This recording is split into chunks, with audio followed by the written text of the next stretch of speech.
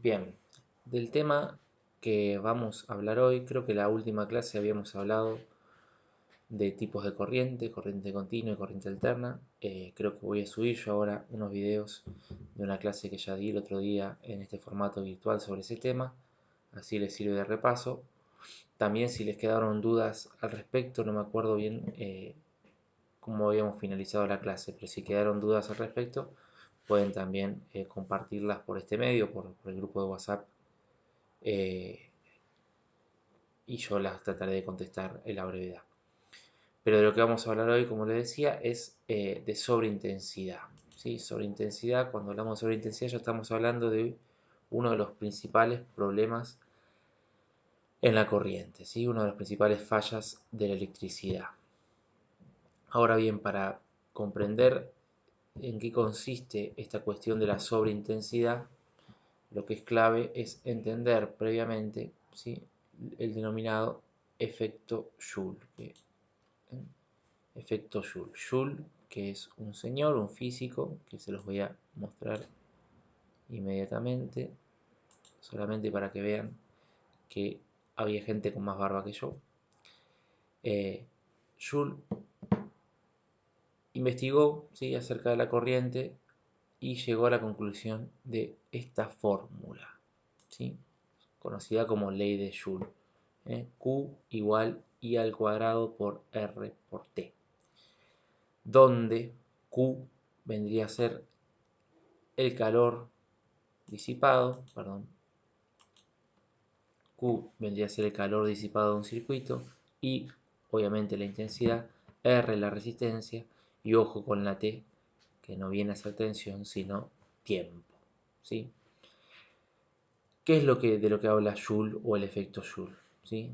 Que siempre que haya corriente circulando por un circuito, si hay intensidad y hay resistencia, inevitablemente se va a producir un trabajo energético. Recuerden el principio de conservación que nos hablaba de que la energía se transforma. Bueno, parte de la energía eléctrica circulante en un circuito va a transformarse en calor. Es decir, siempre que haya corriente va a haber una disipación calórica en ese circuito por donde circula la corriente. Lo que explica la ley de Joule, que es esa fórmula que ustedes ven ahí, es que el calor disipado por un circuito depende de tres factores: de la intensidad de la corriente, es decir, de cuánta corriente circula, de la resistencia que genera el circuito y del tiempo que está expuesto a esa corriente, ¿sí?, en el sentido que el calor se va eventualmente acumulando o disipando en el tiempo, ¿sí? Fíjense que el factor principal es la intensidad, que está al cuadrado, pero también está multiplicado por la resistencia y por el tiempo.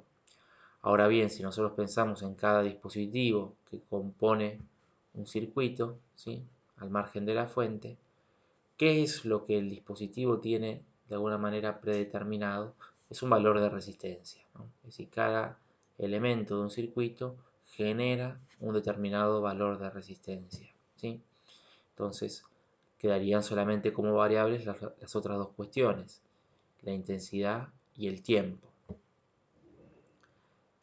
¿Cuál es el a priori para que un circuito sea funcional? Que el resultado de esta cuenta, es decir, el exponente cuadrado de la intensidad multiplicado por la resistencia del componente por el tiempo que está circulando esa corriente, dé como resultado una cantidad de calor que sea disipable por la misma unidad de tiempo para ese dispositivo. Es decir, que si produce un cable, supónganse, en un centímetro cuadrado del cable se producen una cantidad de calor, esa cantidad de calor tiene que ser disipada en la misma cantidad de tiempo en que se produce. ¿Por qué? Porque si produce más calor del que puede disipar, lo acumula. Y si lo acumula, se sobrecalienta. Y si se sobrecalienta, se desgasta, se derrite, etc.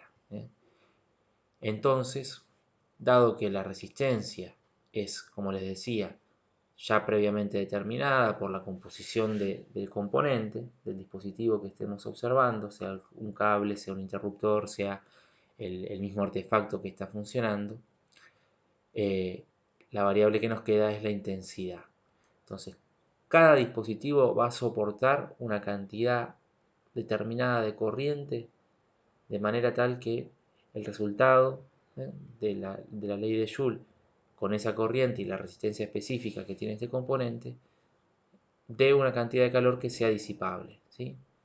Esa cantidad de corriente máxima entonces que es soportable para cualquier componente es lo que se llama intensidad nominal, ¿sí? ¿Qué es la intensidad nominal?